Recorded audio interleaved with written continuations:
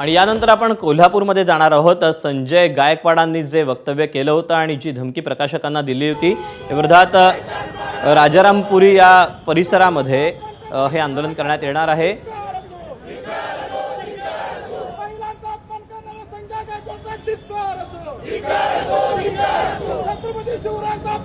शिवाजी कोण होता या पुस्तकाचा संदर्भ देत त्यांनी प्रकाशकांना धमकावलेलं होतं। जीभ हासडून टाकू तुमची अशी देखील धमकी त्यांनी दिलेली होती, शिवीगाळ केलेली होती आणि आपल्या प्रतिक्रियेवर आपल्या वक्तव्यावर संजय गायकवाड हे ठाम असल्याचं पाहायला मिळालेलं होतं। शिवसेनेचे आमदार आहेत संजय गायकवाड आणि याच आता संजय गायकवाडांच्या वक्तव्याविरोधामध्ये भारतीय महिला फेडरेशन कोल्हापूर जिल्हा यासोबतच विविध संघटनांनी एकत्र येऊन या आंदोलनाला आता सुरुवात केलेली आहे। या आंदोलनाचे अपडेट आपण विजय केसरकरकडनं जाणून घेऊयात। विजय, अखेर गायकवाडांच्या विरोधात कोल्हापुरात एल्गार पाहायला मिळतोय।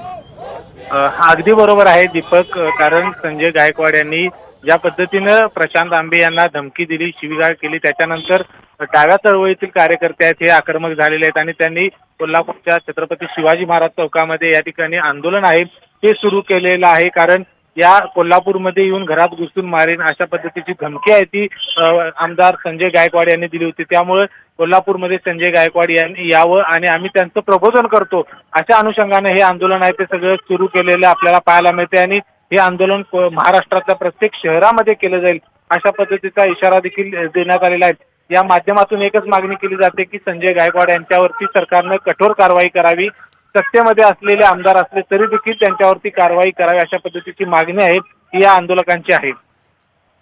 दीपक, विजय, खरं तर या सगळ्या विरोधात पोलीस स्टेशनमध्ये देखील जे संबंधित प्रकाशक आहेत ते जाणार होते, त्यांनी या संबंधी काही पोलीस ठाण्यामध्ये तक्रार केलेली आहे का? काही कळू शकले का याचे अपडेट?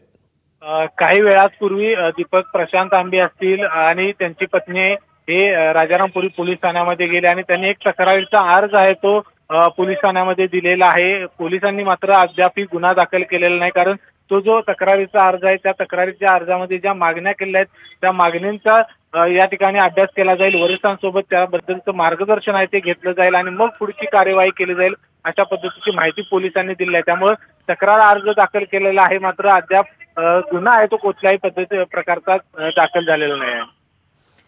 विजय, धन्यवाद दिलेल्या सगळ्या सविस्तर माहितीबद्दल। अधिकचे अपडेट जाणून घेत राहू। कोल्हापूरमध्ये आमदार संजय गायकवाडांविरोधात आंदोलन पाहायला मिळतंय। एबीपी माझा, उघडा डोळे बघा नीट।